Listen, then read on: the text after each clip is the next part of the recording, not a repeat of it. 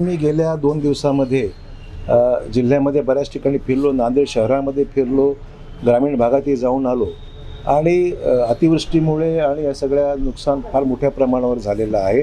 विशेषतः मे, जून, जुलै आणि ऑगस्ट या 4ही महिन्यांमध्ये नांदेड जिल्ह्याला फार मोठा नैसर्गिक आपत्तीचा फटका बसलेला आहे। त्यामुळे नुकसान मोठ्या प्रमाणावर आहे आणि 27 ते 29 ऑगस्ट या दरम्यान जी काही आता अतिवृष्टी झालेली आहे त्याच्यामुळे खरीप हंगामाचं जे काही होतं ते सगळं संपलेलं आहे। त्यामुळे आर्थिक नुकसान झालेलं आहे, शेतकऱ्यांचं कंबरडं मोडलेले आहे आणि जो या पिरियडमध्ये जो अपेक्षित पाऊस असतो त्याच्या 125% इतका जास्तीचा पाऊस झालेला आहे। म्हणजे विचार करू शकता की नांदेडमधले जवळपास 93 महसूल मंडळं आपल्याकडे नांदेडमध्ये आहेत, तर 93 मंडळापैकी जवळपास 88 मंडळामध्ये अतिवृष्टी झाली, पूर्ण जिल्हा जवळपास अतिवृष्टीग्रस्त झालेला आहे आणि म्हणून एवढ्या मोठ्या प्रमाणावर मंडळामध्ये बसून झाली आहेत। आणि अशी काही मंडळं म्हणजे 53 महसुली मंडळी अशी आहेत की ज्याला 3 वेळा फटका बसला आहे। म्हणजे या सगळ्या पिरियडमध्ये अतिवृष्टी अनेक वेळा झाली आहे आणि अनेक वेळामध्ये 53 मंडळं अशी आहेत की ज्याला 3 पेक्षाही जास्त वेळेमध्ये नुकसान झालेलं आहे आणि 7-7.5 लाख हेक्टर लागवडीखालील क्षेत्रापैकी 82% क्षेत्राची पाहणी जवळपास पूर्ण झालेली आहे। अशा परिस्थितीमध्ये सोयाबीन, कपाशी, तूर आणि मूग या पिकाला फार मोठ्या प्रमाणावर नुकसान झालेलं आहे आणि हे नुकसान प्रचंड आहे। त्याचं आता सगळं मोजमाप करण्याची प्रक्रिया आता सध्या सुरू आहे आणि हळद आणि ऊसाचंही नुकसान मोठ्या प्रमाणात झालेलं आहे।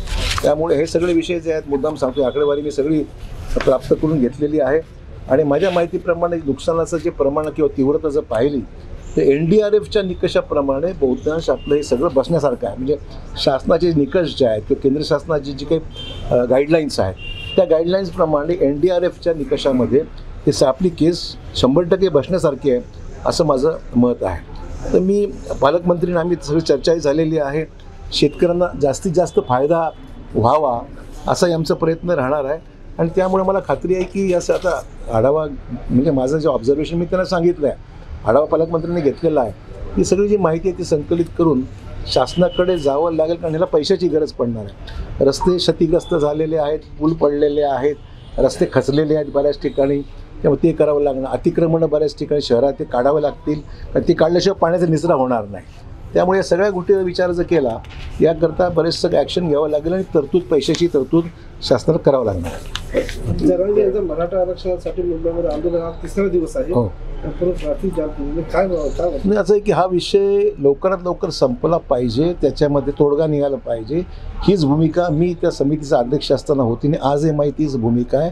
माझं म्हणणं एवढंच आहे की मुख्यमंत्री आणि सरकार या बाबतीमध्ये सकारात्मक आहे, चर्चेतून मार्ग कायदेशीर विषय आहेत यातले, म्हणजे सरकारला करायचंच आहे पण काही गोष्टीमध्ये कायदेशीर ज्या काही अडचणी आहेत त्या अडचणी दूर केल्या पाहिजेत की त्याच्यामध्ये। आणि चर्चेतून मला खात्री आहे की विखे पाटील या आता समितीचे उपसमितीचे अध्यक्ष आहेत, कॅबिनेट सब कमिटीचे, ते त्याच्यामध्ये लक्ष घालतील आणि कायद्याच्या चौकटीत बसणारं आरक्षण राहिलं पाहिजे, जाहीर केलं टिकलं तर पाहिजे ना, महत्त्वाचा मुद्दा आहे। त्यामुळे कायद्याच्या चौकटीमध्ये जे आरक्षण आहे ते टिकलं पाहिजे आणि आपल्याला मराठा समाजाला स्वतःच्या हक्काचं आरक्षण मिळालं पाहिजे।